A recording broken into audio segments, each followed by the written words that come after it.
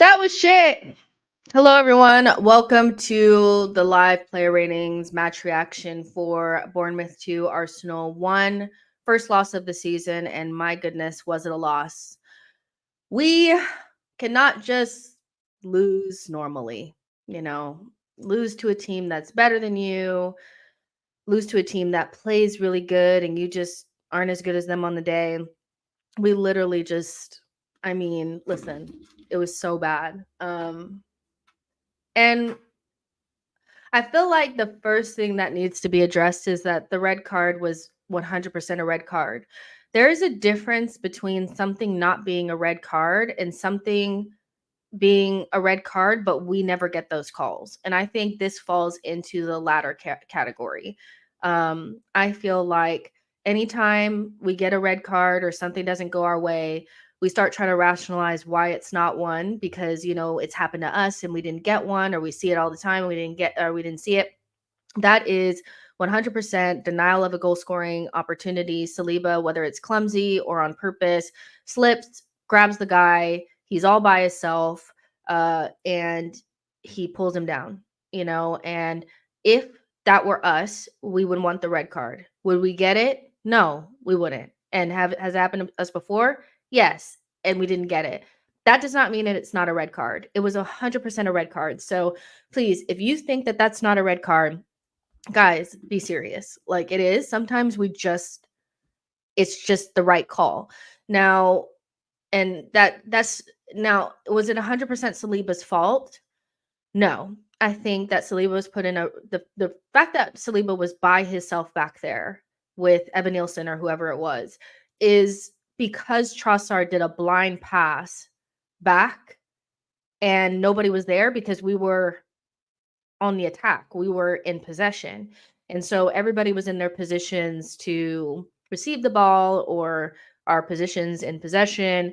And that blind pass was so, and I love Trossard down, but it was idiotic. It really was. It was just sloppy. It was stupid. It was just nonsense. And it was first time back without looking. And all Saliba could do was pull the guy down in the moment. You would say, just let him run through, but that's just not what a defender does. A defender naturally wants to stop the player and they'll do anything to do so.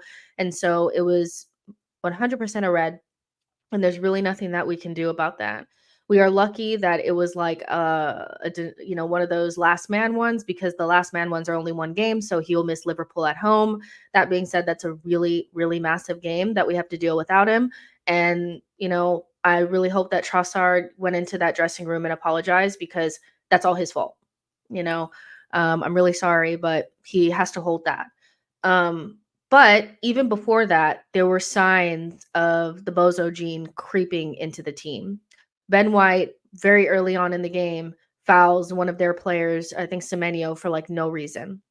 Just pushes him to the back, pushes him down a couple yards outside the box, and gives them a dangerous free kick. They don't do anything with it. But I said during the watch along, I was like, what the fuck is he doing that for? He doesn't have to. We're under no pressure whatsoever. He's not near the box, really.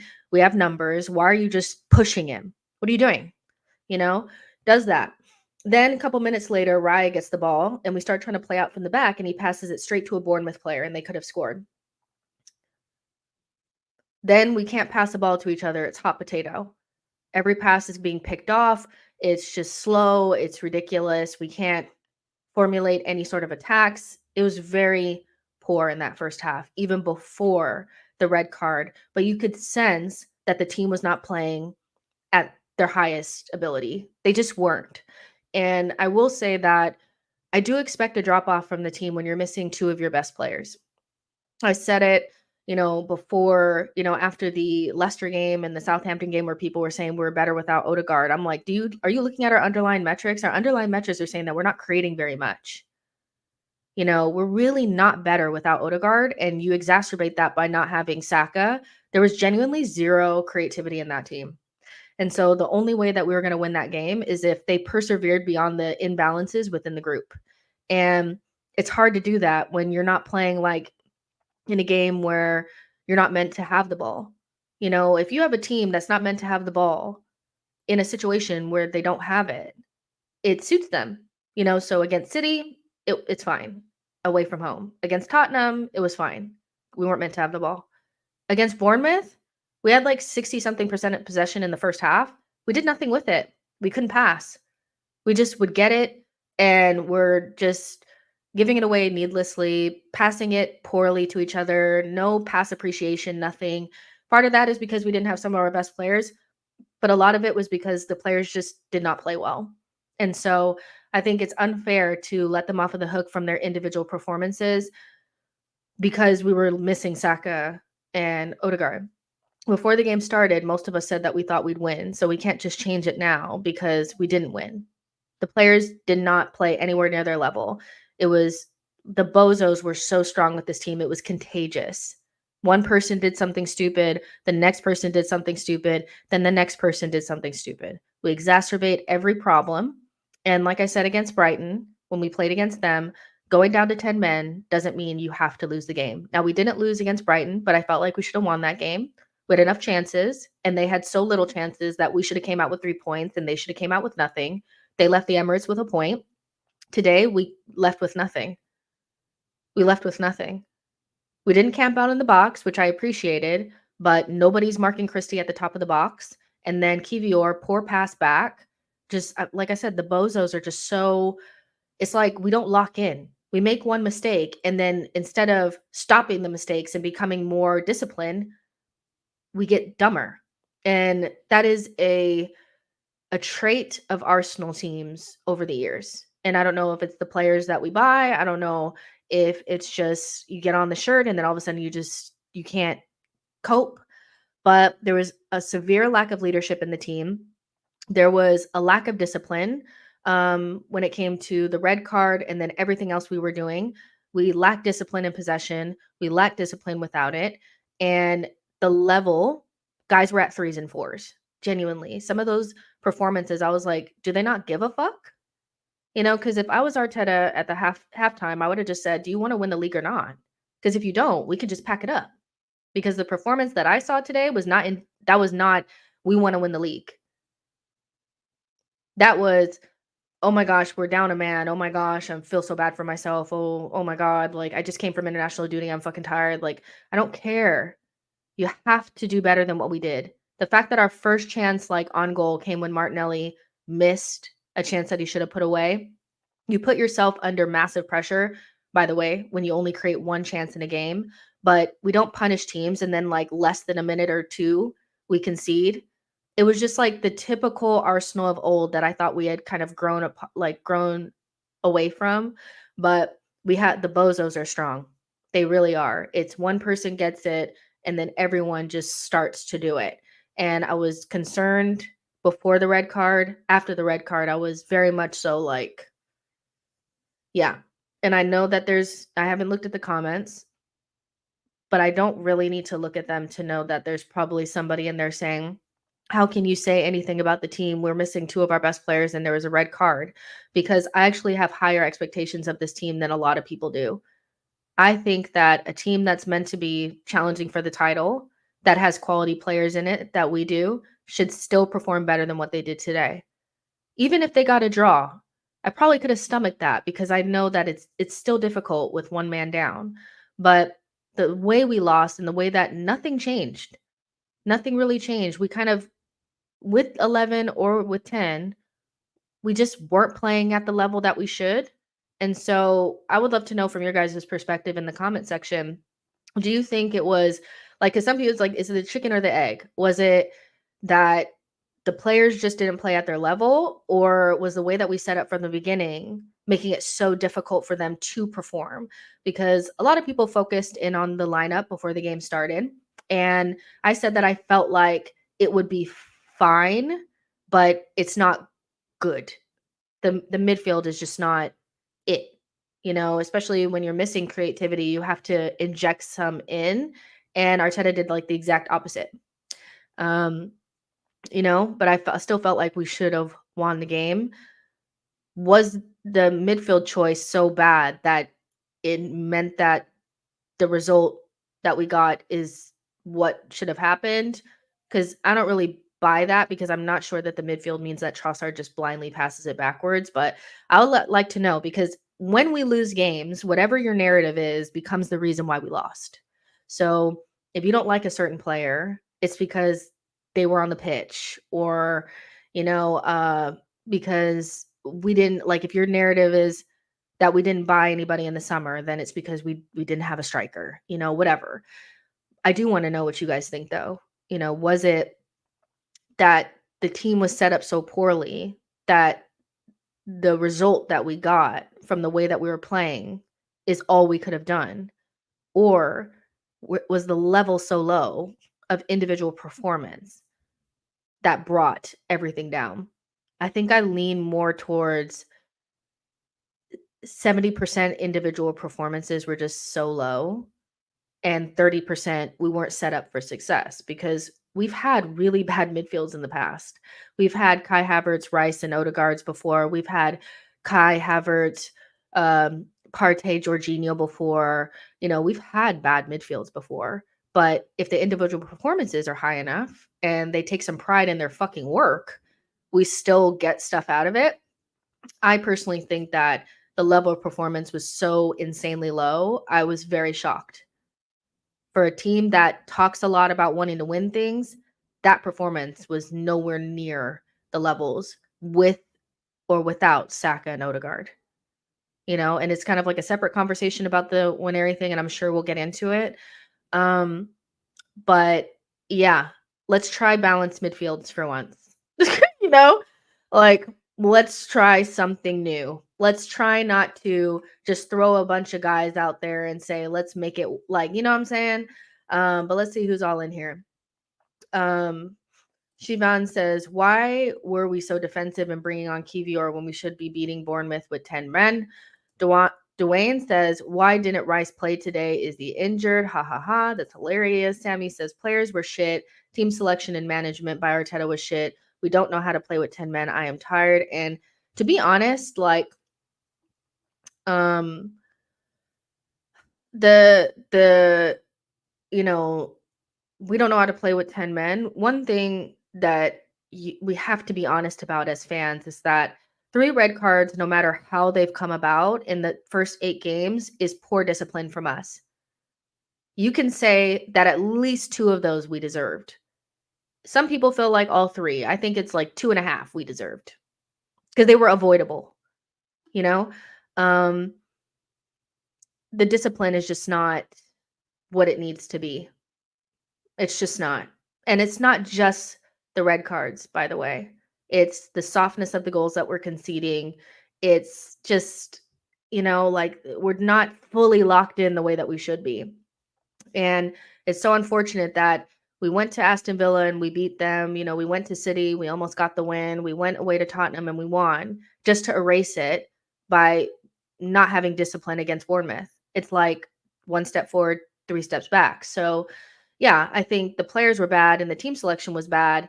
And I don't really like, we need to know how to play with 10 men, and we need to have a better way of playing with 10 men. But even with 11 men, we couldn't pass the ball, So yeah, it's tough. Bammy says, all on Arteta, we were so flat offensively, and then why start a game without an attacking midfielder? 3 DMs has to be wild. That's why buildup was slow and we couldn't formulate any form of attack. And I'll also say that when I saw the lineup, I said, it better be Marino on the right, and it better be Marino on the left, and Rice on the right, because at the very least, they'll be on their right side. And we can still keep our width. We can still pass the ball a little bit quicker. When you're on your right foot, meaning a right footer is on the right side and a left footer is on the left side, everything that you do is so much quicker because you don't have to get it onto your other foot. But not only were they more, they're more defensive midfielders, so it's the creativity is already not there. But we had them on their wrong foot. So anytime they wanted to do something, they had to cut it in and stop and slow things down. And so I just feel like if it's not Odegaard, because he's so good, even with just 1 foot, that, I mean, we do complain sometimes about how he has to cut it back on his left, but it's not worth it. Marino and Rice being on the wrong side is not worth it. Their level, their technical level and stuff like that is not good enough where we can sacrifice that additional second it's going to take them to get onto the other foot. So yeah, and I've I've said this so many times about just balance the midfield for one fucking second. I don't care if the player is less experienced than the other player. Every time that he has played the older player that he trusts and foregone the balance, we haven't had a good performance. Sometimes we got away with it, but most of the time the performance level was not good. You know, even against like Spurs, let's say for example, we won that game and it was a great win, but the performance level was poor in terms of what we did on the ball. And we accepted that because we won, but it's like you couldn't have you couldn't have seen that Jorginho, Partey, and Kai Havertz was a horrendous midfield, but he put that out there because he trusts those players more. And we've seen this with Mikel over the years that if it comes down to playing a young player or playing a more experienced player out of position, he's going to play the more experienced player out of position. And I just one day I would love for him just to try the other thing. Just try Ethan. But once he didn't play him against Leicester and Southampton, I knew he wasn't going to play him in this game. The next time we'll see Ethan start a game will be against Preston. So, and I mean, by then Odegaard will probably be back, but yeah. Burmy says they didn't play well, but the long-term implications are concerning. Saka and Odegaard injured and Saliba suspended. 2 draws and a loss in 8 games is not title winning season. I mean, we've already dropped points to Brighton and Bournemouth. So you anything that we, you know how you always looking like, did we gain points or have we lost them? We had gained 3 points against Aston Villa, but then we kind of gave them it's 2 back with Brighton. Now we so we may have less points now than we did at this stage last season now, or against like equal opponents. Um, and that's unfortunate because now we're going into a more difficult run of games, and I'm not loving the way that we look today.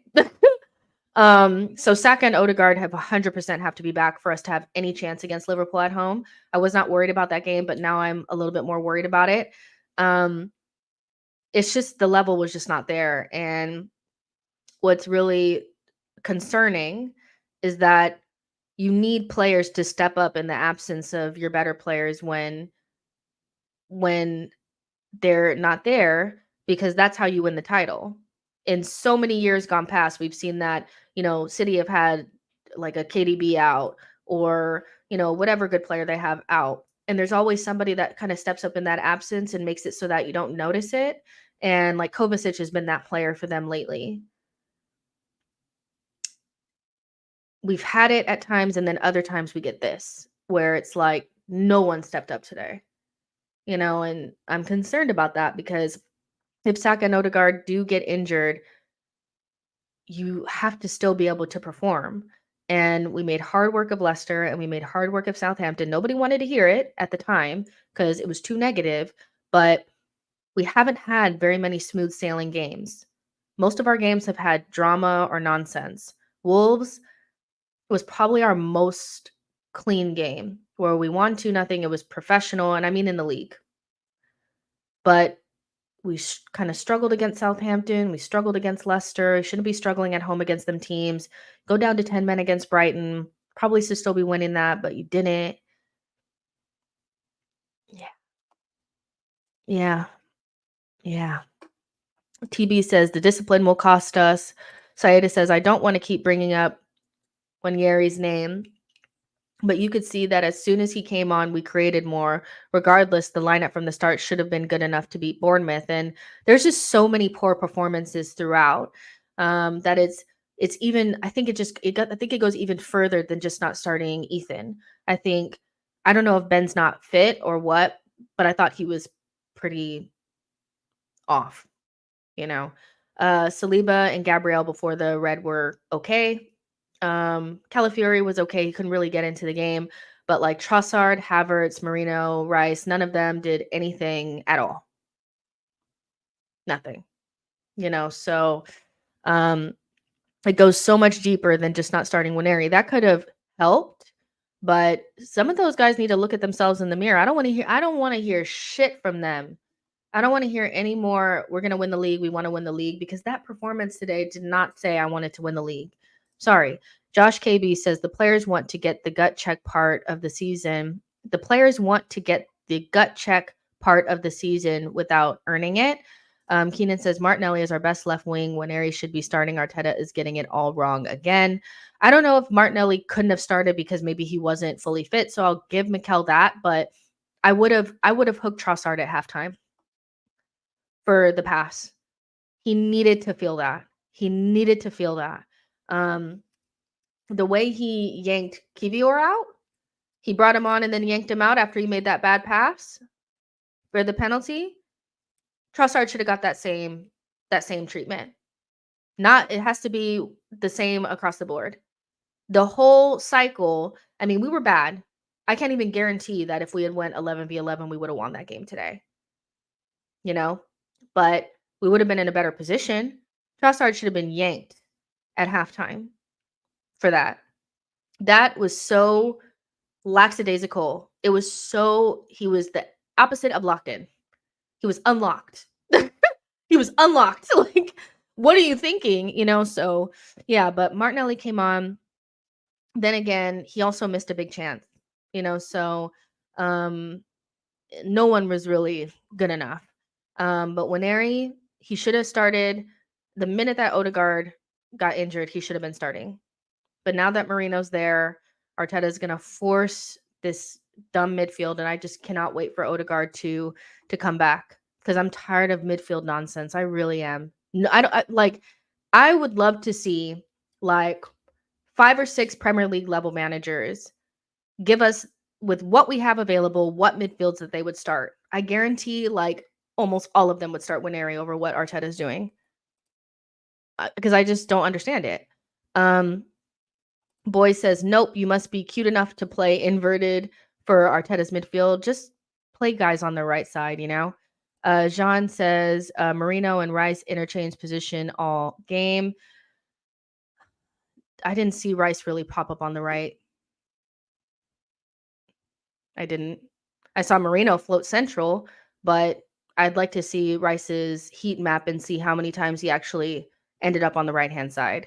Cabello says, besides the red card, if we're being honest, we have been performing poor. Even though we won against Leicester and Southampton, we were not at our best. The signs have been there.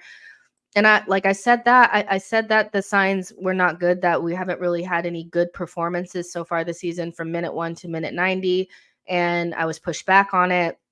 How could you be so negative? You just want to be negative. You just want to be negative. You're Lee Gunner, whatever. And it's just not that deep. Like, if you can't make easy work of Southampton and Leicester at home, you have problems. You do. We get up for the big games and we kind of fraud our way through those, but we also try to fraud our way through the big games. And so far this season, if we have to have possession, we are not as good. If we don't have the possession, like we did against Aston Villa, like we did against Spurs and Man City, we can get a result. But in the games where we were meant to have possession, we've struggled a lot. And so that needs to be looked at. And that's before, when Odegaard was playing, when Odegaard's not playing, Marino, people are trying to make Marino the problem. We were not good from the first game. Like, our performances have not been good. When we went away from home to Atalanta, my alerts were going off. I was like, we should have lost that game. If Raya had not saved that penalty, we would have lost. There's some red flags here. And if we can't talk about them when we lose, then when can we talk about them? Because right now there's somebody saying there's no reason to talk. We're fine. We're in second. We're in second today. No, we might be in third. I don't know. But we will drop. We're going to drop away when City and Liverpool win tomorrow. So there you go. Boy says the vision is inverted midfielders and an inverted fullback to cover for midfielders that can invert. I don't want to see that. Chosen One says, wow, honestly, created almost nothing except for that Nelly chance. Shows how much Saka and Odegaard do creatively. They're literally the conductors of everything Arsenal doing going forward. Yeah. Red Skull says Kivior a worst. Kivior, that mistake at the end. was just you don't when you make when mistakes are made and you're already in a bad position, you don't exacerbate it by like being more of a bozo. And I just feel like I mean, we had too many moments of it even before Kivior gave away that well, I'll basically say he gave away that penalty. Raya came out at one point and tried to kick the ball and fully whiffed it. Like I'm telling you, you guys, there was like at least 7 or 8 moments in that game where I thought beyond the Trossard bad pass back that resulted in Saliba getting the red card, that we were not locked in. We were fully on our bozos today. We were fully on our bozos today, like fully on it. And yes, we have off games, but I feel like we've been off more than on this season, but we've been able to get results, you know? Nuances of Fate says team is built around Saka. No surprise. We look like that without him. TB says Raya was drunk and I believe it. Mr. Happy says that Kiwi back pass. It was just so nonsensical. Solo says reality check. Our midfield is trash. We can't depend on 2 players to score and assist. Mo says buying Europa League level players and expecting to play Champions League football. Our story. I don't know. Are we? Is it that our players are not good, or is it that their levels dropped? Because I don't think that our players are Europa League level. Moreno was literally playing in Champions League last year. Partey, when we got him from Atletico, I think they were playing in Champions League. They're a consistent Champions League team. Rice, maybe like because he came from whatever, but we know he's not a Europa League player. So, yeah, I'm not sure that these are Europa League level players. I think they perform way, way lower than their level. Let's see. Tunali says, unfortunately, it is what it is for us at the moment. We got it all wrong today. Why didn't Martinelli put away the chance he had for their first goal? That's not acceptable, but it happens. But again, like I like Martinelli, but people are saying he's fully back. He's not, because a good Martinelli puts that chance away. The chance he had against PSG puts that away. The chance today, he puts it away. Today, that kind of cost us, but when you only have one chance in a game, you kind of have to look at why didn't we create anything? We didn't create anything in the game. So that was our first shot on target. We didn't create anything in the first 30 minutes that we, played against them. The first 30 minutes, we didn't do anything. So for me, it's just like Martinelli, that will stick in people's mind if Martinelli is your narrative, that Martinelli needs to be upgraded. Look at him. Not saying you. Martinelli needs to be upgraded. Look what he did. He missed that chance. But I think a bigger issue is because we never punish teams. That is who we are. It doesn't matter if it's Martinelli. It doesn't matter if it's Trossard. I think Trossard missed one of those a couple of days ago. We've seen Jesus miss those where they pass the ball out from the back and they fuck up and then we don't capitalize. That is an Arsenal problem. That's not just a Martinelli problem. My bigger issue with Arsenal is that we start off bad and then we continue to be bad. We do not get better. If we don't start off good, it's over. When we make a mistake, we exacerbate it by doing more dumb shit. We do not lock in. We do not get more discipline. Our players do not step up. We just slowly slip away. And so I think that's a bigger thing to take away from the game. And also look back on our other performances and say, have we actually been good this season or have we been getting away with it, Then Martinelli missing that, because I've seen Trossard miss that. I've seen Jesus miss that. Arsenal do not punish teams. They don't punish teams. We don't. They could give us the ball at the top of the box and we would miss. With no goalkeeper, we'd miss. So as much as I think that people have been doing a little bit too much on Martinelli being back, he scored against poor teams. I don't think that was our biggest issue today, because we shouldn't have only had one chance. Brian, thank you so much for your super chat. Says the discipline has been atrocious. Red cards have to end yesterday. Also, people saying we don't miss Odegaard and Saka are fools. They are. The discipline is ridiculous. And like when I say discipline, I mean not just the cards, but I felt like even against Brighton, I think we got like 4 yellow cards in that game. We were doing so much nonsense. We have players that just don't how do I say this? Up and I would say that we have a good mentality until we don't. You know, our mentality is very fragile. And so we go through moments where we're locked in, but then we have moments like this where we don't. And everything is within the context of winning the title. And I say this all the time. I say this all the time that if we were not going for the title or Manchester City were not in the league, you know, we would be fine. We would have won the league by now. But everything is within the context of winning the league. And so with that in mind, you can't have days like today. You can't have days like today. So um our mentality for me is just so fragile because one person gets stupid and then many other people do the same thing. So, yeah, it's just yeah. Um let's see. Rep says I just don't get what Trossard tried to do with that back pass. I mean, why? But I mean, the signs were there. They were multiple people had already done poor passes and then we couldn't even pass the ball to each other. And I think it was just everybody came in with like kind of like a collective low level of discipline, and his got capitalized on and it was the most egregious. And yeah, it's crazy. Um, so yeah, all of it is just like, yeah, it's crazy. Um, but yeah, Burmy says going down to 10 men shouldn't automatically result in a loss. Poor decision making, wrong lineup, and lack of creativity produced the outcome. Yeah. Nasi says, why does Arteta go ultra defensive whenever we go down to 10 men? Use your technical players in midfield to control the game and play in it's Bournemouth.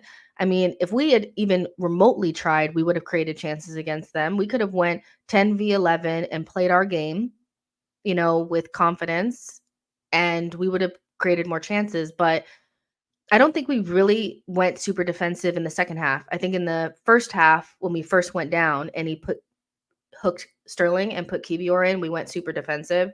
And then in the second half, we tried to play, but we only tried to play for like 5 minutes. And then for the rest of the game, it was just us kicking the ball out and doing nonsense. Mind you, Bournemouth did not get a real chance until that corner that Christie scored. So it was very much a low level game from both teams. Both teams were terrible, but we were worse. And so I don't think Arteta actually went ultra defensive in the second half. I think the team did not have enough within it to actually persevere beyond whatever nonsense that they were on. I think they were already beaten. They came out like they had already won the league and then they were beaten at 10 men, which how do you do that? How do you come in lackadaisical and then once you go down to 10 men, then become mentally fragile? That don't go together. And then we just couldn't do anything from there. But I do feel like in general, the bigger issue that we've had this season is that we haven't had many games where we've actually controlled the midfield. Most of our games this season, the other team has controlled the midfield. They've either pressed upon us and won the ball off of us, or we sat in a block and let them have all the possession. There haven't been many games this season where we've controlled the game. We played decent football. We've been effective. We created a lot of chances. When we had the games against Southampton and Leicester, we controlled those games, but we still found a way to make it difficult. And so I don't know if it's about getting super defensive with 10 men. I just don't think we've actually played that well this season. Well, I rewatched the games a lot. I over the break, I rewatched PSG again, I rewatched Leicester again, I rewatched Southampton again.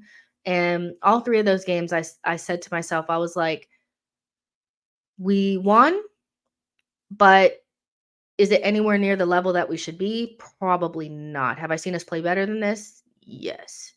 So I think that's a bigger issue is we were away from home. We went down to 10 men early. We didn't play at our level, and then everything else was exposed to. Saida says all this goes back to the fact that we don't have the players that can create something out of nothing. They were supposed to address this summer, but they didn't. We really just, yeah. We don't have enough, and we didn't when we went into the summer window when it closed. I said they have to lay in this bed. We will get injuries and it'll expose a lot of the frailties that we have within the squad that have kind of been there for a long time. We've known that if Saka gets injured, we're in trouble. We know that Odegaard, we don't have any other creative player outside of him. We knew those things when the season ended. And then we went through the summer window and didn't address those things. And so our Arsenal just have to hold that. Like, I really don't feel bad. I think that Arsenal maybe need to learn hard lessons so that they don't go into windows and decide that it's just okay not to address these things.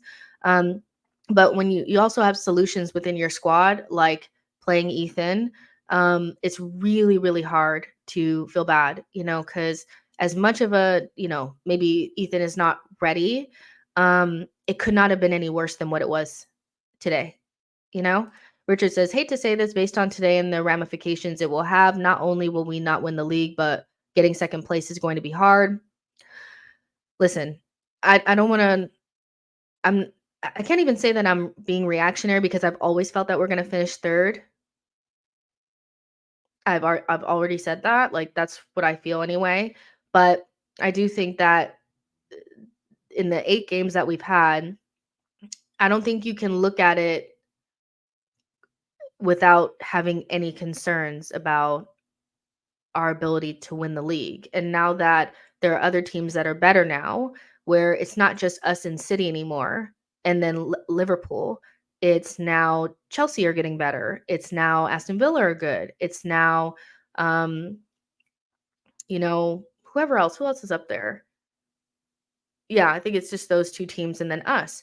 I do think that this season is going to be harder than last season. And even last season, we didn't win. So, yeah, it's not about being negative. I just think that, like, we didn't do enough in the summer. And then now we have injuries in the places that we should have reinvested or at least brought in players that can do it. And we didn't. And so, you know, and the level that we've played at so far this season has just not been good enough. Rick James says 18 months ago, Martinelli was the best player in the league, according to you. Now what? Stop bad mouthing superior clubs like Liverpool when Arsenal are just Spurs with a red kit or a nothing club. I mean, I don't know what to say. I mean, you're probably like a Liverpool fan or something like that, but I mean, it was Klopp that said that he was the talent of the century. So according to who? According to Klopp. Like, I don't know what to tell you. I don't know what Martinelli did to you, but stay rattled, my friend. Kyle says this must be a big wake up call. I mean, for the players that played today, they do need to wake up because they cannot sit there. I really don't think that they could sit there and tell anybody with a straight face that they want to win the league playing the way that they played today. McKendy says, why didn't he start Nwaneri from the start? Because this is who Mikel is. Shamaria says, nah, I'm fuming. They had fucking Kepa in goal and we couldn't score a goal. Couldn't score a goal. Didn't even test him. Johnny says it wasn't the wrong lineup, just the wrong substitutions. I think it was the wrong lineup too, but fair enough. TB says how to beat Arsenal, get them down to 10 men.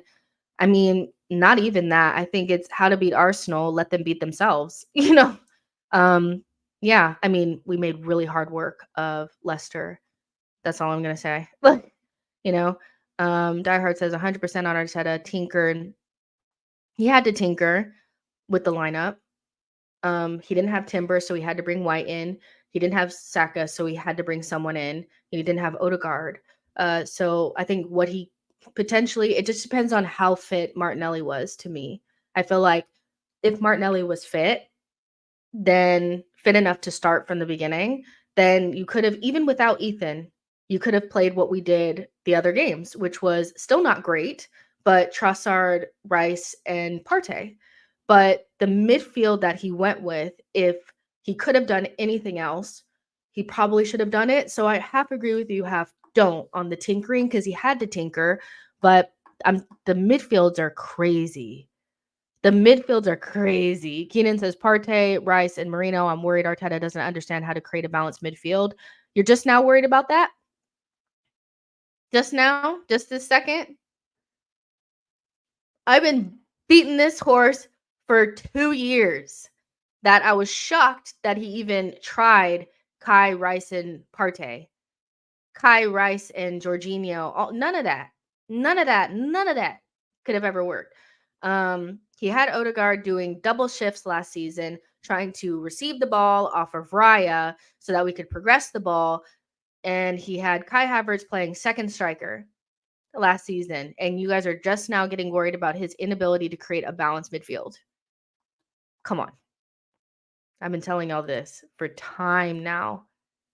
One of his biggest red flags is he's only had one season of a good midfield that's balanced and works together. One. Uno. One. Yeah. So, and if you don't have a good midfield, it's going to be hard for you to control games. And so I'm not surprised that we haven't been able to control games this season because the midfields that we're doing they don't rock. Keenan says, I've been worried since Arteta got here. I'm starting to think he isn't ever going to learn that we need to move on from Arteta. I mean, a little early for Arteta outs, but I will say that I've been very concerned about the fact that we've just never done the midfield overhaul the way that we should have done it. You know, we got Rice in, but didn't really replace Xhaka. We're just now getting Marino in, but now we're missing creativity. We're always one injury away from catastrophe. He won't play Nwaneri, who's the closest thing to Odegaard. Like, he couldn't get Emil Smith Rowe to work. He bought Fabio Vieira. It's looking rough. Yeah. See, the Arsenal perspective says, can't you tell how frustrating I am by that result? I think everybody's frustrated. I think everybody's frustrated. I don't think you can be not frustrated by the performance, especially if you watch the other games and thought, like before the second half of last season started and we started playing well in 2024. When I rewatched games, they were hard to rewatch because there were just long periods where we weren't very good. And I feel very similarly this season. When I rewatch the games, they're not really that fun to rewatch because outside of the goals, our general play is just not up to the level that it should be. So, yeah, unless we're going to do up a Dubai winner thing and get better, he needs to and I guess in his mind, he'll say, well, once Saka and Odegaard are back, we'll be fine. But even when Saka and Odegaard were playing at the beginning of the season against Wolves and against Brighton, we weren't great, so it's more than that. It's more than that. And players are going to be in and out all season. There's going to be so many injuries because of all the games. So even if you count on Saka and Odegaard coming back, at some stage, you need to coach the team where you get as much balance as possible with the group that you have, even if you're missing main players. Arteta can't just rest on, well, when we get them back, everything will go back to normal. But yeah, Michael says, no new signings, make do with what we got. Josh says, you signed Savio. John D says Marino. Personally, I think people are being harsh on Marino. He's clearly not fully fit, and that's not the midfield that he should have been playing in anyway. I'm having a hard time getting upset with the Marino thing because it's like that's not how he was meant to be played anyway. And any midfield that we've had so far has suffered without Odegaard. I don't know if you guys have noticed that or not. So, yeah, until I see Marino, Rice, and Odegaard, Marino is just like, he's not even fully fit. So I don't know why Arteta thought that midfield would bang. It just wasn't going to. You got to get somebody out there that wants to grab onto the ball and create and make something. Rice and Marino are not those players, and he didn't have any of those players in the team. They also pinned Trossard to the wing, so he couldn't come central and even drop in as a number 10. It was very tough, so yeah. But also, if you think that Marino was just, if you don't think Marino is a good player or whatever, you'll use this game as a reason why he's not a good player.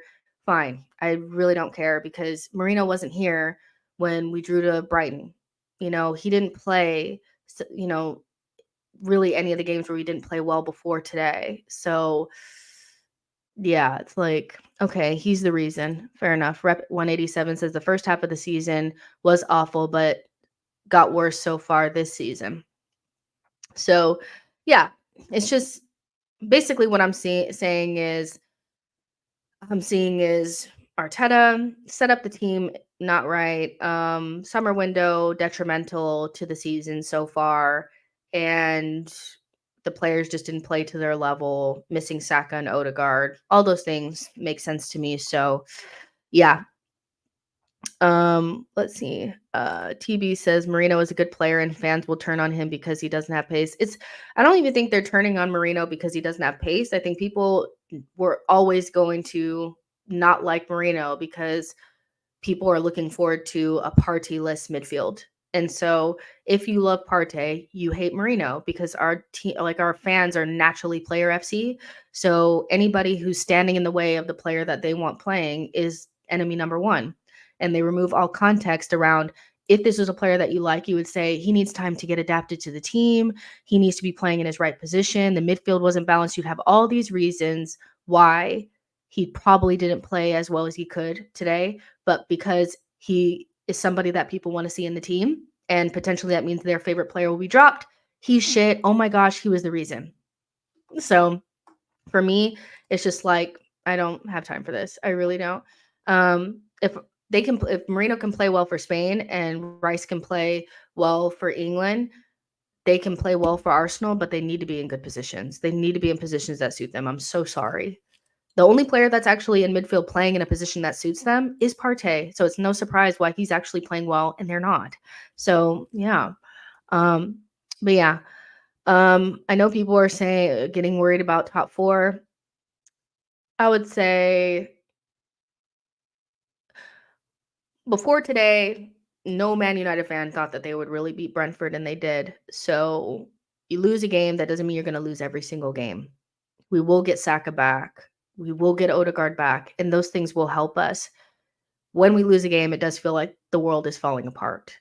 Do I feel like we have problems? Yes. Are there red flags? Absolutely. Do I think we're in a top four race? Not necessarily, but ask me again after Liverpool and Newcastle and Chelsea. If we fuck those games up and we don't win them games, then yeah, potentially we're in a top four scrap. And, if we don't, you guys know how I feel. If we don't win any trophies this season, then we need to look at shit, So I want to get past this period, to be honest. So yeah, let's go ahead and do player ratings. Johnny D says when we lose a game, we won 7-0 both legs last season. When we lose a game, we won 7-0 both legs last season. Yeah, I get that. I understand. But also context comes into play. When we played them away from home, they were either right on the cusp of sacking Gary O'Neill or Iriola just came in. They're a completely different side than they were when we beat them 4-0 in like the fourth game of the season or fifth game of the season last year. So this is a different side. I think comparing to last season kind of works, but then sometimes it doesn't because we also beat Aston Villa this year. And we probably think that when we lost to them, we were probably better than what we are now. So I don't really want to compare too much. I think not just focusing on the results, but focusing on us. We have problems, and results aside, it's hard to gauge because we went to City and drew, and that's better than we've kind of done ever. We beat Spurs away and we beat Aston Villa away. So I'm trying not to put too much emphasis on, well, we beat them by 7 goals, in both legs last year. What does that really mean, But I do think that I get what you're saying. Bournemouth, to me, Bournemouth didn't even really have to do anything to beat us today. They had one chance and they put it away. They weren't particularly good. We were horrendous. They deserved to win, but we were horrendous. We smelled so bad. We were the rankest thing out, man. So yeah, let's go ahead and get into these player ratings. Make sure you guys get into the chat and let me know what you guys are thinking and feeling. Let's fly through these really quick. Raya, worst game that he's had in a long time. And that's really unfortunate because I hate that you played well for Spain and then turned around and showed your ass for us. I need them same performances that you had for Spain for us. Like, what the fuck was today? When he passed that ball to that Bournemouth player and they could have scored from that. And then when he whiffed the ball and no, were you drunk from celebrating your engagement? I don't know, but I don't ever want to see that shit again. What I saw today, that was just not it. And again, like I said, one player does the bozos and then everybody starts to get it. And to me, that's a mark of a team that lacks discipline and mentality. And so they need to look at that shit. Why, when Saliba gets sent off, then that means that nobody can pass the ball, and then you start doing stupid shit, and then KVR has to pass it back poorly to right. Like, what is that? But in terms of just, I got to give you like a 4. No clean sheet, no, maybe like 1 save, but like some of the bozos that he did today were just like, no. And I seen you play good for Spain, and I want that same performance for me. White, I thought, was probably out of the back line the worst. He got spun twice in the second half, left for dead twice. People are saying he wasn't fit. That could be true. He hasn't played, in a couple of games. Timbers played mostly, and then Partey played at right back. So you could say that maybe he's not fit. But I do have major concerns about Ben White's physicality and if it'll ever get back to the way it was 2 years ago. I think maybe 3 seasons of, playing every single game 90 minutes with injuries maybe is taking a toll on our boy, but today just was not his day. I thought he was quite poor. So I'm going to give him a 4 as well. Saliba, listen, I think he was sold out. I really do. I think Trossard has to take the majority of the blame for that. Because what do you do from there? You either let him go and score, or you do what he did. He kind of slipped and kind of, and every play. No, you've never seen a defender let someone go. So for anybody that's like, you should have just let him go, be serious. He wasn't going to let him go. That being said, it's like he had a couple of good moments in the beginning, but he only played 30 minutes. So I'm going to give him like a 5. I'm happy that he's only going to be out from 1 game. Gabrielle, I don't know if you were bad luck or what, but I kind of would not want to give you the captain's armband anymore because I'm not sure if it's bad luck or not. Because the first time you had it from the beginning, it was one of the worst games I've seen us play in a long time. That being said, his individual performance wasn't bad, but equally, there was nothing from him that was Captain Lee. He yelled at people, but the lack of discipline throughout the team, I don't know if it was because there wasn't any leaders. So you're the captain. We had one of the worst games that we've ever played. There wasn't really any leadership out there. Guys had heads down. They weren't, they weren't controlled. It was a very strange game. I'm going to give him like a 5 as well, because neither goal was really his fault, so but I don't want to see you with the captain's armband. Calafiori, I actually thought did a lot of good things, and really attempted to in the second half. But one thing about Calafiori is a lot of our players don't have the same mentality. If some of our players up front had the same mentality as Calafiori, they'd score goals. He's one of the only players that pass and move. He's one of the only players that's aggressive when he goes forward. He's one of the only players that, doesn't play within themselves. I think if some of our attackers played more like Calafiori, they'd score a lot more. So I'm going to give him a 5 as well. It's strange because we gave up 2 goals, but I think some of our defenders were our better performers. I think as you go further forward, the worse the performances got. Thomas Partey, first half was probably our best player. Did a lot of good things, winning the ball back. That being said, he faded. I think you have to keep Partey deep. I think, and he can't make those runs going forward. He made a couple of those. They were not fruitful, and I think he physically faded. That being said, he didn't have like a bad game. I think I saw him give the ball away badly like once. So I'm going to give him it was just such a bad game, you guys. I'm really struggling to give anybody like decent scores, to be honest. So bad. I'm gonna give him like a 5.5. I think, if you had to give somebody man of the match, you may give it to him because he was the only player that played with any level of quality in that first half. Rice, thought struggled. I think I'm so sorry, but this left 8 has got to stop. I think Arteta needs to make a decision. Either you're going to play a double pivot with Partey and Rice, or you're going to drop one of Partey or Rice. You can't have both. You can't have Rice on the left, far up. He just, no. So I don't really know what to make of it because it just doesn't work, and until Arteta gets a balanced midfield and makes the hard decisions that he needs to make, we will never prosper. We will never prosper. 4. I don't have one for Marino, but I'm giving him a 4 as well. I don't necessarily feel like he was like, if we had won the game and he had played, if we had drawn, let's say if we drew the game instead of lost it, I would have given Marino like a 6, or no, maybe not even, like a 5.5.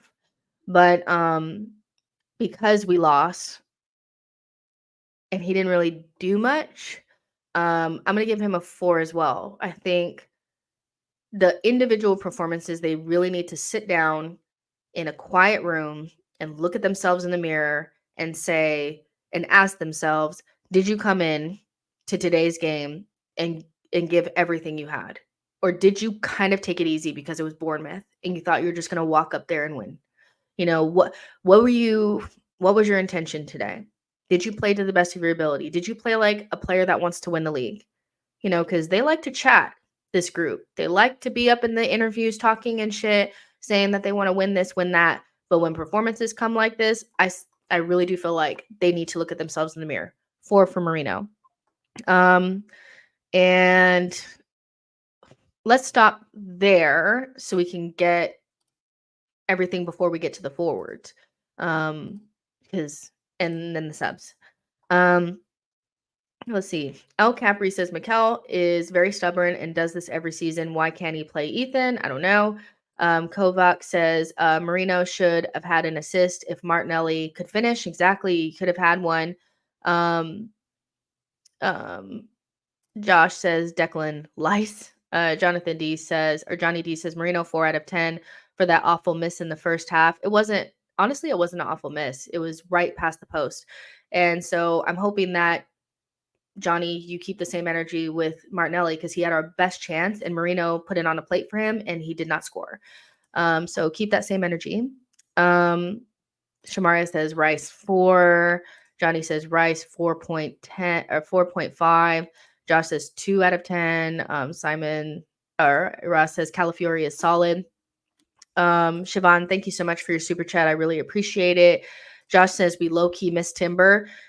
Listen, of course we missed Timber. We missed our right side. Our whole right side was missing. And Ben, whether he was not fit or whether he just played poorly, was not at the level that Timber has been at. He got spun twice. He didn't offer anything going forward. He didn't offer anything on the ball. The nonsense fouls that he made.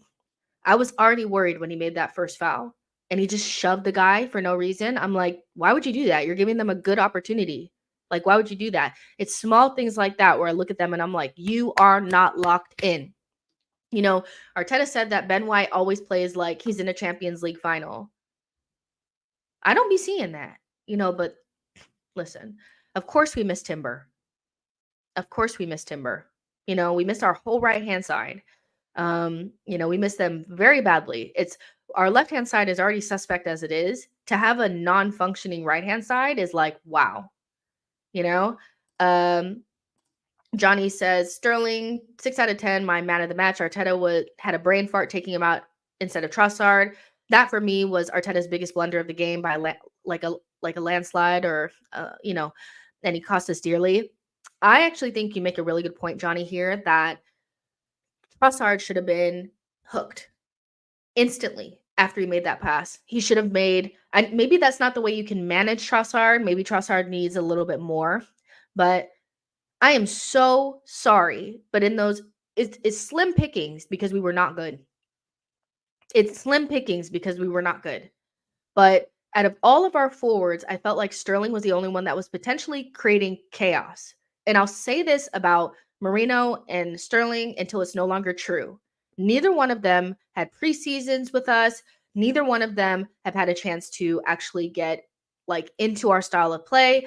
Neither one of them have had enough minutes to make any like hard and fast conclusions about who they're going to be for Arsenal. But the 2 times that I've seen, or 3 times that I've seen Sterling play, I feel like every single time he creates at least a level of chaos that we can work with. Trossard, on the other hand, was not. He was not offering us anything, and he pretty much single-handedly fucked us. So I actually agree with this. I think maybe not so much my man in the match, but I do think it was a mistake taking Sterling off and leaving Trossard on. I think Trossard should have came off for multiple reasons. 1, he was ineffective, and 2, he fucked us. So yeah, I kind of agree with that. Burmese says Timber and Saka need to be back for Liverpool. So yeah. And I need a response because I did not like what I saw today. Now forwards. Trossard, you gotta hold that, buddy. You gotta hold that. You must. You should have been hooked. You should have been hooked from the minute that you made that pass. And Saliba got sent off. He should have been hooked. I'm so sorry, but you cannot make an error of that level for us. We're already not playing well. We're already low on, maybe low on confidence because we don't have some of our best players. You, as a veteran in the team, somebody that Arteta clearly trusts, must make better decisions than that. And I just expect so much better. I could not believe he made that pass. I don't even blame Saliba. We were in possession. He could have done anything else. But that blindly passing it back, terrible pass at that, man, but he should have been hooked immediately. And Martinelli should have been brought on, or Sterling should have been, kept on, and Martinelli should have been brought on to the left. I just cannot fathom why he played for so long. And maybe Arteta wanted him to make up for it, but there was no reaction from Trossard either. Do they understand how insane it is not to create any chances until the 80th minute against Bournemouth? Do they not understand how insane that is? People will justify it. We go long periods without creating chances on goal. I don't know if people we can go 10, 15 minutes without creating anything in loads of games. And it doesn't matter who the opponent is. Forget it if it's one of the better opponents, top 6 teams. But even if we're playing against the bad teams, we take a long time to get chances. First 15, 20 minutes is always kind of rough for us. And then we kind of get it going, and then we create 1 or 2 chances. And if we score, thank God, but it is actually insane that they didn't create a single chance on goal until the Martinelli chance. Not a single one of those forwards they took any onus, took any offense to the way that we were playing, took the game by the scruff of the neck. They all accepted our fate. And this is why we need to buy better forwards. We need to buy players that don't just perform when things are going okay. We need players that are elite, and I love Trossard down. And I don't care if Trossard is in the team. I think he's a good squad player to have. But when you start to have to rely on somebody like Trossard game after game after game, you start to see the gaps in his game. And one of the gaps in his game is that when you ask Trossard to do too many things on the ball, he will inevitably goof up. And his passing is not the best. His touch is not the best at times. And today it was a combination of that and his brain fart or whatever it was. And it was just, I can't back it. I can't back it because I don't know if we would have won even if we had 10 men, But I knew for a fact when we went down to 10 men, we were losing that game. 3. Should be a 2. Either way, like an NA, you know, when you don't complete your project, not applicable, whatever, incomplete, whatever. It was just shocking for somebody that played so well for Belgium in the international break that like ended before the international break on a high. That was so shocking. But it wasn't just him. It was like the whole team had that same disease. It was insane. It is outrageous that they didn't create any chances. None. Sterling, I thought was our brightest up there in like a bunch of bad like players. He was good. He was the best. Let's put it that way. Let's not say good, but he was probably the best and then was hooked. Wrongly, in my opinion. He's just not sharp, and it's hard to get sharp when you don't play. But on a bigger scale, every week I ask myself, would I buy him permanently? And every week has been a no. And I'm hoping that Arsenal have it at a no. I think at the best, Sterling might be able to contribute in lower level games, but you know, I don't know if he is somebody that we should do the long thing with, you know. So yeah, right now I'm sending him right back to Chelsea. That being said, I would have kept him in the game and took Trossard off. 5, you know, yeah. Havertz, no signs of life. You know, I was really disappointed with his first half performance because there was none. And then he did a couple of decent things in the second half at the very beginning and then did nothing. And that was like, we did nothing the whole game. And then we had like a 5-minute period around the 60th minute where we decided, oh, maybe we'll play. And then we just stopped again. So I don't know what the fuck was wrong with them. But yeah.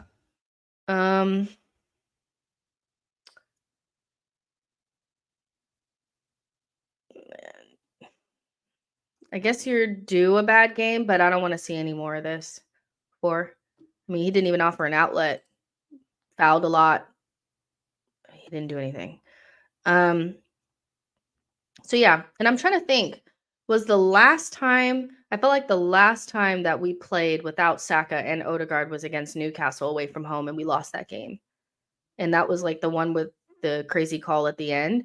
But if I'm not mistaken, that was the last time we played without them in the Premier League, both of them at the same time. Hold on. And I remember how bad we looked, and I feel very similarly about what we did today. It was just, there was nothing. It was like insane. We should never look like this, even without key players. We should never look like we can't pass the ball. Actually, Saka was out there, but it still felt very similar. So, yeah. But Havertz, that was ass, bro. Don't ever do it again. So yeah, before we get to the subs, let's go see what you guys are saying about these guys. Josh says he had to wrestle by himself because everybody didn't help. Michael says Havertz is not fast enough for the counter. Burmese says Havertz played for. I think you guys are letting him off the hook with no one gave him the ball. It's like even when the ball went up into the vicinity in which he was there, he did not. We know what Havertz looks like when he's fighting for the ball because we've seen it over the last couple of weeks. He took a day off today, and I don't know if he was still injured. I'm trying to give the benefit of the doubt to the likes of Havertz and Ben because both of them were not fit before this game. But be fucking for real, guys. Like, we know what Havertz looks like when he's really trying to get the ball. There were times where it just went over his head and he was just jogging. This was not, oh, he didn't get any service. This was, he took a day off, you know? So I don't know what to tell you.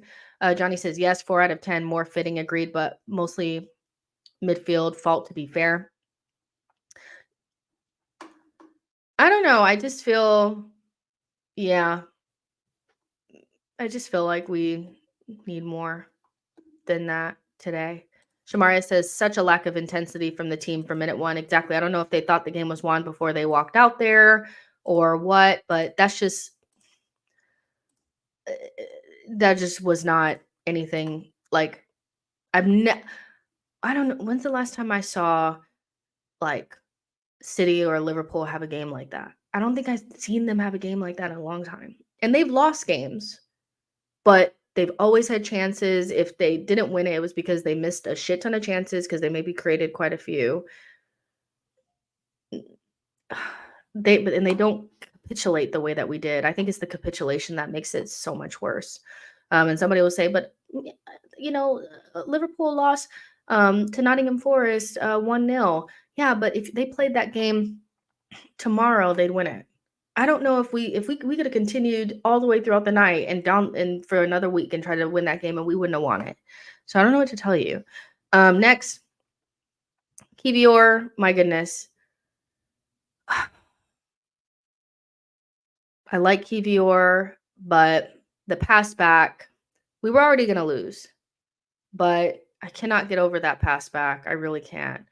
Um, can we stop playing him on the right-hand side too, by the way? I know we don't have very many other options, but playing him on that side doesn't work. He is a left center back, and that is it. That was just you could have just done nothing else, and that's what's scary is that we have Liverpool coming up and Saliba is not going to be available. And we have to choose a center back to play with Gabriel. And right now I am frightened. I am frightened because there is no way I'm going into that game with Kiwi starting.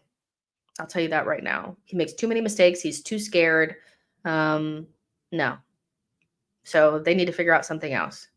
Whether it's, start Timber there at right center back. He's probably the player that, besides Tommy, that I would feel the most confident playing in that position.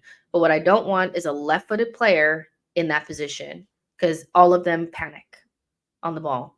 We don't have a center back for the game against Liverpool. That is fundamental to the way that we build up play. That is shocking. Kivior cannot do it. The next time I see you should be against Preston. I can't believe he passed that ball back like that. 3. And then he subbed on and subbed off, which is like very, yeah. Ethan, little bright spark when he came on. Listen, one thing you'll get from our academy players that you won't get from other players is they always go down fighting, they will give you a little bit of pride, and then in the case of Ethan, he's probably the most technical and confident on the ball option that you have besides MLS. So from my perspective, he should have started in this period. From the minute that Odegaard got injured, he should have been in the team. Arteta kind of got away with it in multiple games, Trossard doing well, but you got to get midfielders in midfield and you got to balance that bitch out. And Ethan, every time he comes on, he creates something, he starts something up and you don't give him enough time. And so I don't know if Arteta got scared because, Jesus was mad at him after, Nwaneri came in against Leicester before him and, he pouted. And so Arteta said he wasn't going to do it again. But whatever reason he's made where he's like, okay, I'm not going to play this guy or I don't trust him anymore, undo that. Undo that. He has been good every time he's come on. He played all of preseason with Odegaard and instead of Odegaard. What are we waiting on? What are we waiting on? I don't get it. So I don't want to be that person that's like, you got to play the youth. But with this player in particular, and in the situation that we're in, and the midfield combinations that we've been subjected to this season, I don't see why we can't just try, Ethan. And you've already thrown away all the games that you could have potentially done it with the least amount of consequences. So, yeah. I said I would have started Ethan against the Spurs. I would have started Ethan against Leicester. I would have started Ethan against Southampton. I probably would have started Ethan today if I was the manager. So but I'm not. I'm gonna give him like a 6.5 because he came on and did what he could. He is of no fault of his own, that he didn't get enough playing time. But if we're lacking technical security in midfield, the best thing that you could possibly do is get a Hale Ender out there, because one thing about Hale End is they produce technical midfielders. And I would say that if you looked at maybe Marino and Rice, and you look at Ethan and MLS, and you ask yourself who would probably be better to keep the ball, it would probably be MLS, or keep the ball and do something with it. Marino and Rice can keep the ball, but what are they going to do with it? When do you have more options? How do you have more options on the ball? Probably with MLS and Ethan. And that's just because of the profile and the style of the players. And so utilize them, use them, just do it. It can't be any worse than what you've done today. And so I thought Jesus just came on and ran around a little bit, so I'm not going to do anything for him, to be honest. He gets like a 5, whatever. And so that's pretty much it. First loss of the season. Oh, Martinelli. Martinelli, I forgot about him. That's who we missed. Martinelli. He did that thing that I love from Martinelli where he makes defenders make mistakes. I think we sorely missed that. Our defenders, or our forwards, they do it more when Odegaard is out there, but since Odegaard hasn't been in there, there's been less of the herring them off the ball and, making them make mistakes. Havertz has done it like once or twice. Maybe Saka's done it, but we need to, if we're going to suck in midfield, we have to create chances in other ways. And the best way to create chances when you are not a good team in midfield is to make the other team make mistakes. And the only way you can do that is put them under pressure. Martinelli did that like once in the second half when he came on, which was nice, but he never really got a chance to do it again. He missed our one chance, which you will always ding him for. And which is why I've been like, he's not back at his best. When everybody's like, see, I told you so. See, I told you so. I'm like, he's not at his best. He missed like a wide open opportunity against PSG that he should be putting away, and he missed the chance today. A good back Martinelli finishes those chances because a good Martinelli is a great finisher. And right now he has good goals against like Southampton or Leicester, but like we expect our forwards to score against some teams. Those teams are not good. Martinelli was a big game player when he was playing well. And so I'm still holding out on Martinelli is back to his best, even though he's looked better. I don't know if he was fit enough to play the whole game today or if he could have come on earlier. But, I don't know. I'm shocked by the lack of chances and the lack of attack. I'm not shocked because I knew it. I knew something was off even before when Odegaard was there. I was like, we're just not fluid and connecting and making them chances like we were before. But these guys are fucking shocking. They're shocking even the most unshocked of shockness. Like, this crazy. 5. So yeah, that's pretty much it. That's it. Yeah. That being said, I love these players and I think that they'll, they're not going to just go down the tubes. But will we underperform this season? Probably. We just haven't. Underperforming this season is probably not winning a trophy or not winning the league, or, we probably will, so yeah. Let's see. Rohan says, Reece Nelson, please come to Jamaica. Lord says another 90 minutes under their belts. Johnny D says Martinelli 2.5. That miss cost the game objectively as much as Trossard, even though that wasn't bad. And I kind of it was like, I remember feeling this way about Saka and Havertz when they were missing those really good chances against Brighton at the end of the game.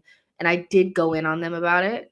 But people were like, but we already lost the game because of Rice. And I'm like, you didn't lose the game, though. Just because you go down to 10 men doesn't mean you lost the game. It's at that point, you play how you're going to play. You can still win games with 10 men down or 1 man down. And so I get what you're saying. But people didn't have that same energy, though. We conceded the goal against Brighton, and then we had 2 really good, like almost point blank chances. One Saka had and one Havertz had at the end of that game. And people didn't have that same energy. They weren't giving Havertz and Saka 2s. They were giving them but they were good in the first half, so you got to keep that same energy, you know. Yeah. Shamara says, "Hey, at least we play on Tuesday." I could go back into international break right now. It's like I want them to respond as soon as possible, but I'm just like, we're ass, bro. Seriously. Yeah, we're third now. I mean, we played Shaktar, and right now we look like, I mean, we're gonna be at home. Yeah, just eyes towards the Shaktar game. You know, we got to get guys back in the team. Saka has to come back in. Timber has to come back in. Hopefully, Odegaard is fit. I don't think he will be, to be honest. I think he'll be back in training and stuff, but I don't think he'll be fit to play that game because it's Tuesday. But at the very least, Saka and Timber need to be back, so we can get some sort of normalcy. And then they have to figure out, Saliba will get to play against Shakhtar, which is good. But they need to figure out if they want to be a team that wins things or not. So that's the biggest thing that they need to do, even beyond getting players back or whatever, because their individual performances were so low that it's like, can I really just blame the tactics, or like y'all were just, I mean, come on, and that's one thing about Arsenal. We're so wedded to our system, and the team is so well coached and at times overcoached that when things don't go right with the system, they can't even pass the ball to each other. They can't just make good decisions, and so it's always been our Achilles heel. But yeah, Bambi says we really need to refresh the offense. We can't be overly reliant on Saka and Odegaard. Can't do that when the window's shut. Richard says Trossard was playing in the wrong position. Arteta. Burmy says Arteta needs to coach the team on how to win with 10 men, because at this rate, a lot of games will be played that way. Or the team needs to get a little bit more serious with their discipline. I don't think we can really say that all of the red cards that we received have been bullshit. I think what happened is the 2 that we got for kicking the ball away, and time wasting. The problem is that by the letter of the law, yeah, we deserve the red cards, but the referees didn't use, they said I had no choice, when we know that they do. And in the past, they've made decisions not to send players off even against us because they didn't want to manipulate the game. And usually your second yellow is never for kicking the ball away. So they used the letter of the law to send us off twice. But at the end of the day, it's like, but was it 100% wrong? No. So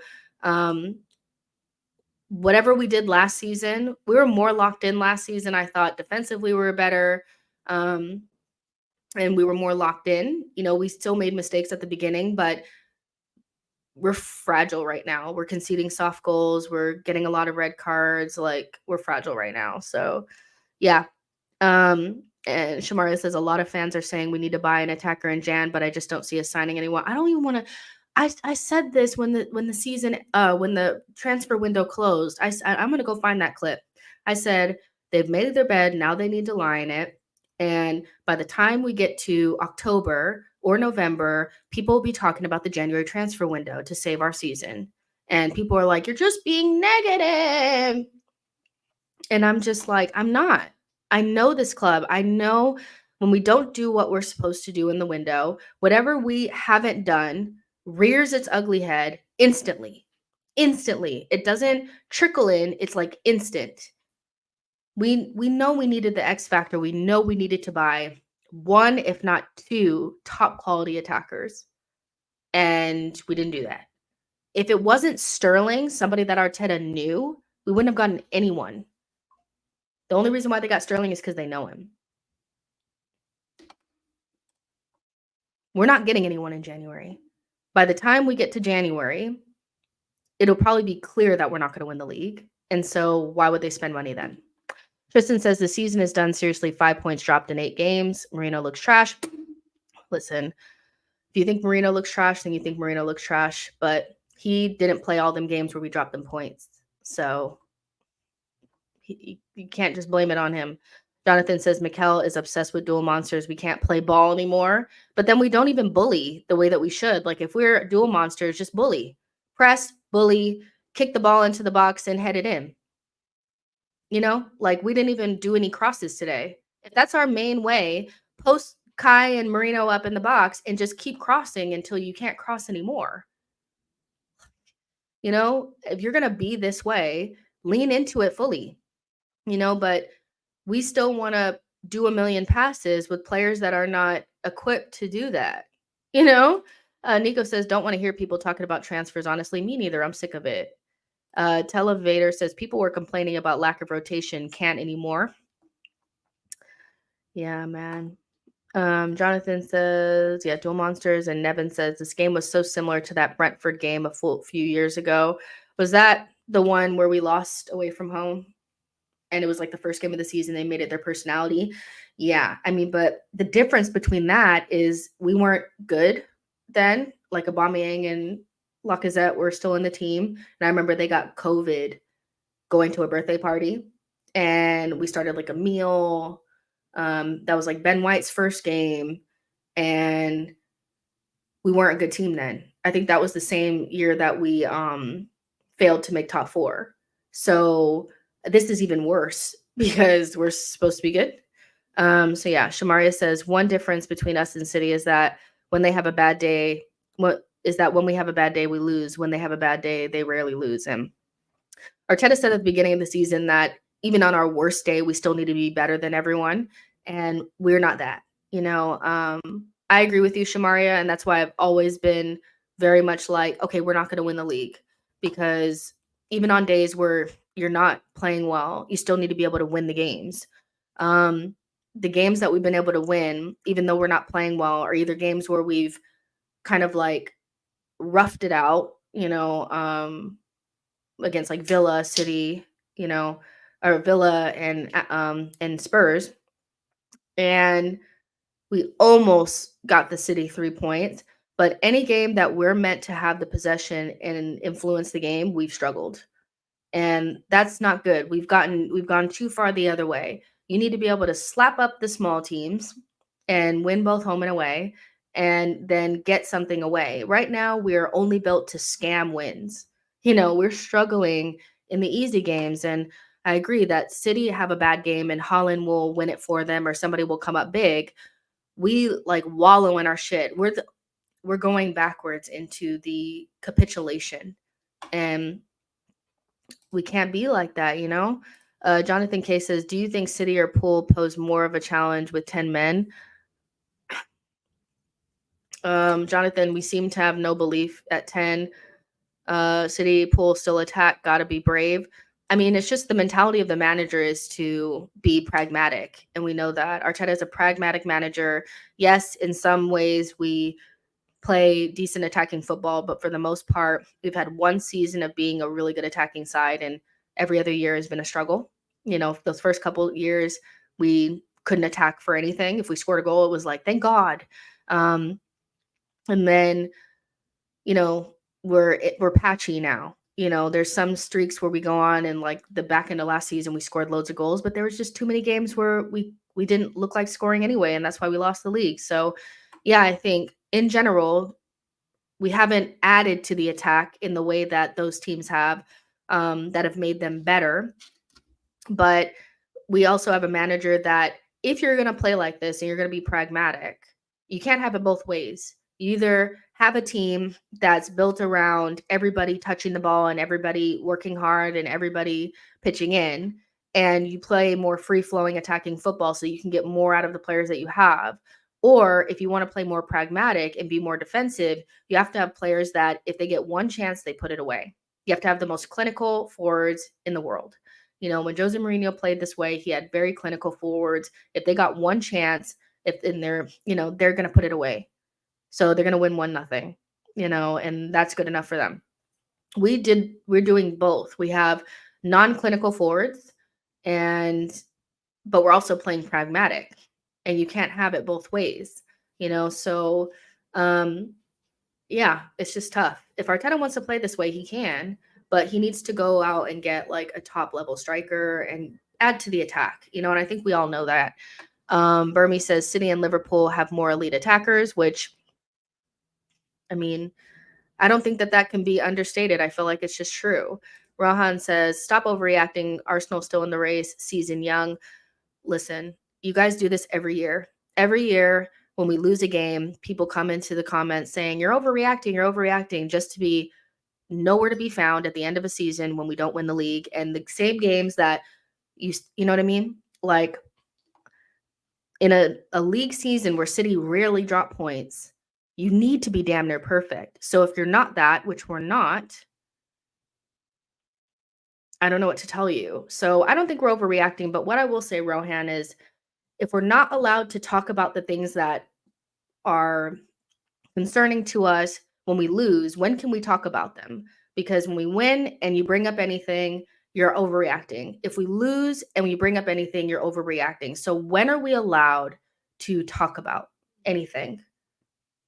And why do you guys come onto streams that you don't like what's being said and then try to control the conversation? Those are always my questions. We're never allowed to say, you know what, this is what I'm, concerned about. Or even say that I don't think we're going to win the league. The best team over 38 games wins the league. Do you guys think we're the best team? It's just that simple. That doesn't mean I think we're ass. I think we're a very good side that has some very obvious issues that haven't been addressed, but we're very good. Nevin says Martinelli has cost us versus Atalanta, Spurs now today, 1v1 can't finish. I don't know. It can't be Spurs because we beat Spurs. So I don't know if you can blame today on Martinelli. That's harsh. Televander says, Jess, you want us to throw in the towel? No, I don't.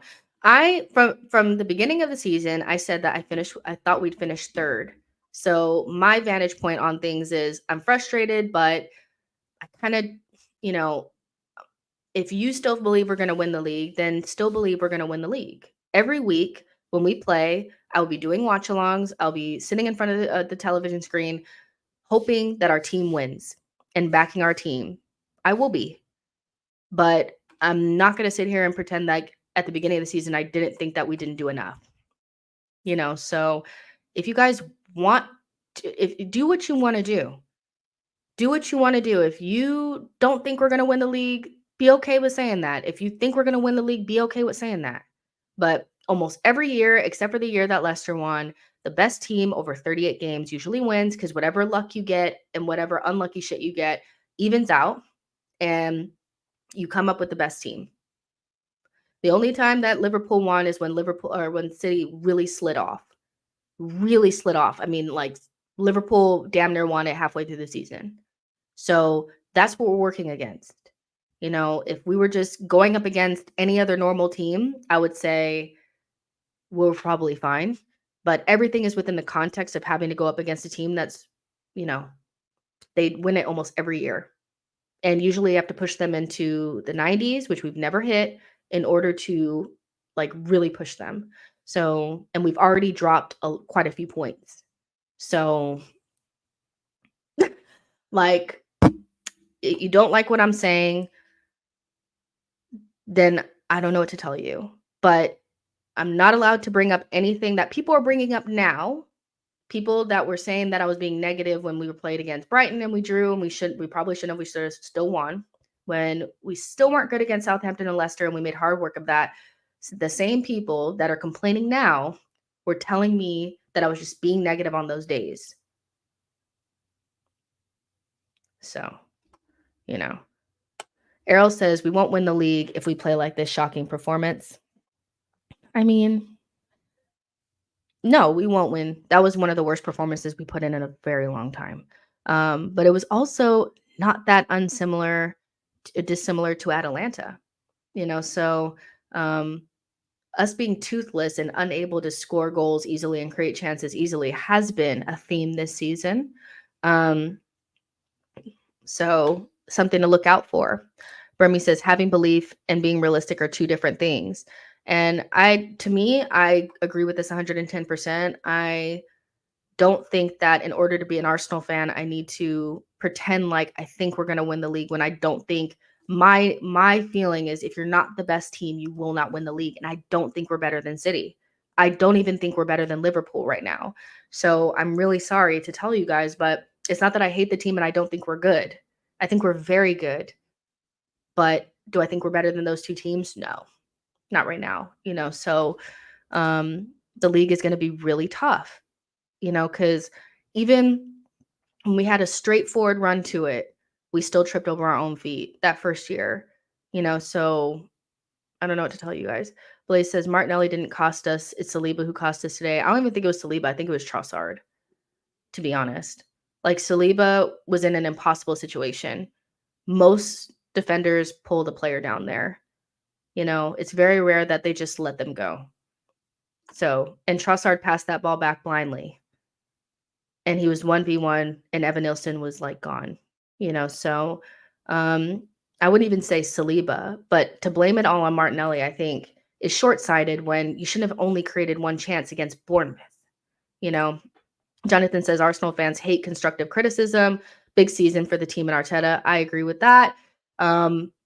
Anytime you say anything, you're just, being negative for negative sake. And it's like, I'm really not.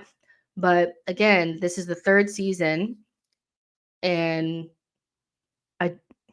why do you guys think anything different is going to happen? If we haven't really changed enough. So yeah. Jamil says, outside of this hybrid pragmatism, we don't really have an identity this season, partly on the manager, but also player availability, namely Odegaard. And I think that's a really good point. And I think,